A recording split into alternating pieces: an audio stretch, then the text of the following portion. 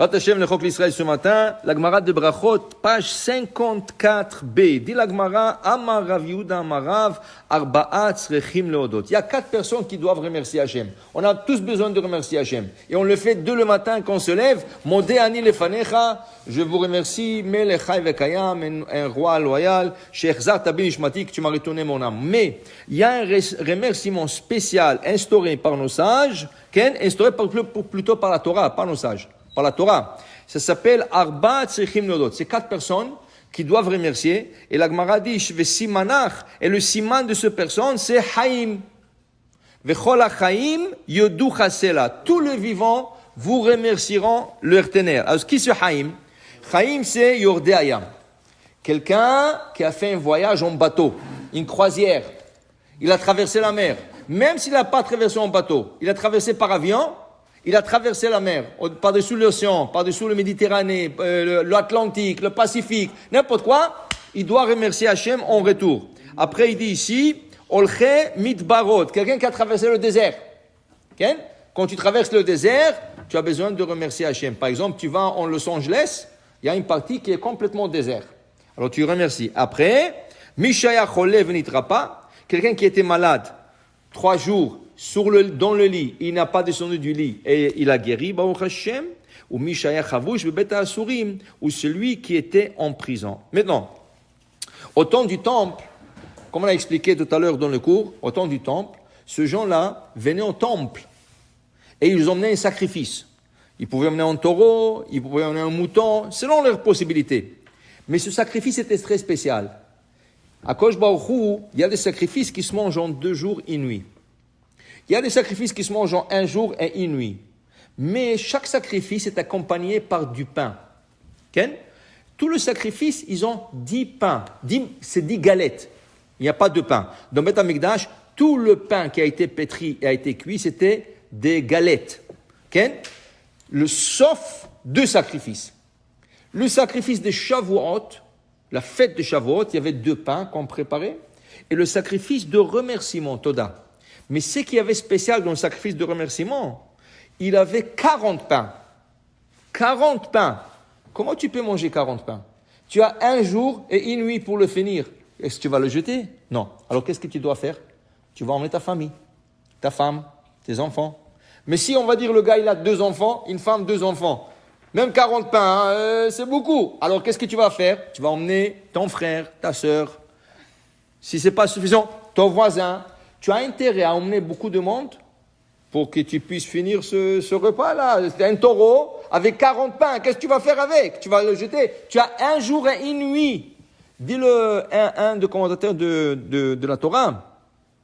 Il dit que Akadosh Baruch Hu fait exprès pour que tu puisses emmener beaucoup de monde.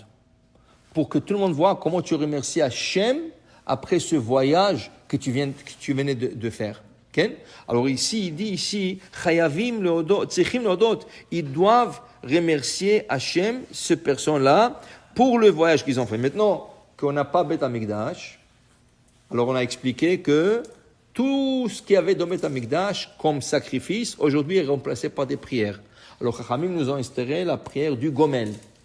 Alors tu viens le samedi, le lundi, le jeudi, et tu fais ton Gomel. Pourquoi ce jour-là? Tu pouvais venir au temple n'importe quel jour. Tu pouvais venir dimanche. Tu pouvais venir un mardi. Tu pouvais venir un mercredi. Pourquoi?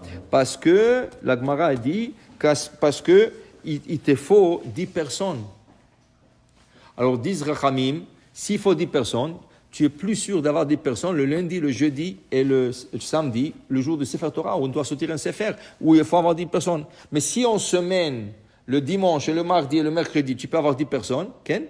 Et pour une raison, tu ne peux pas venir à la synagogue, tu peux le faire. Tu peux le faire, Gomer. Ce n'est pas obligé d'avoir un Sefer Torah. C'est obligé d'avoir 10 personnes pour faire le Gomel. Maintenant, comme on a expliqué tout à l'heure dans le cours, selon le Rabbi Ben Ishraï, le sacrifice s'amenait dans le jour, parce que le soir, le Beth Amikdash était fermé. A priori, on fera cette bracha en journée et pas la nuit.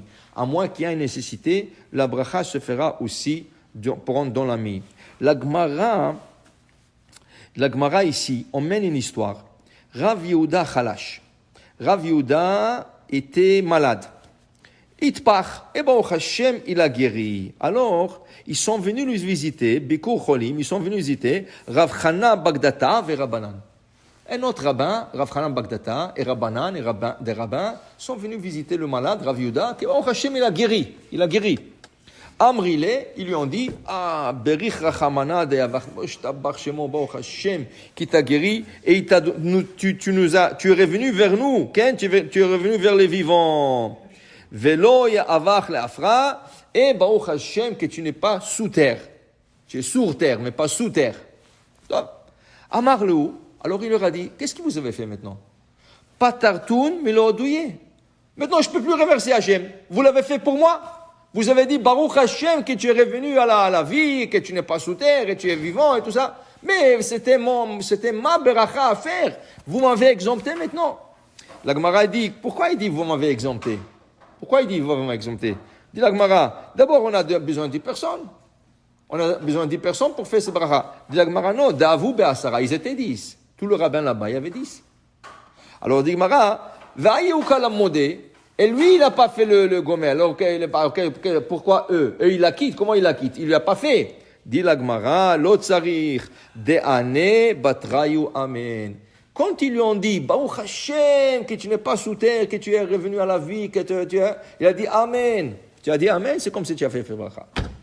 C'est pour ça qu'on dit, quand quelqu'un fait une bracha, et tu réponds amen, c'est comme si tu avais toi fait la bracha. Gadol aone amen, yoter min amvarech. Celui qui répond amen, c'est plus grand que l'amvarech. C'est ça. Alors il te dit ici, eux ils ont dit Baruch Hashem que tu es revenu à la vie, et lui il a dit amen. C'est fini, il ne peut plus dire bracha. Mais s'il n'aurait pas dit amen, il aurait pu faire la beracha, mais comme ils ont dit un remerciement, il faut dire amen. Merci Hashem pour ce que tu as fait. Baruch Adonai l'olam, amen ve amen.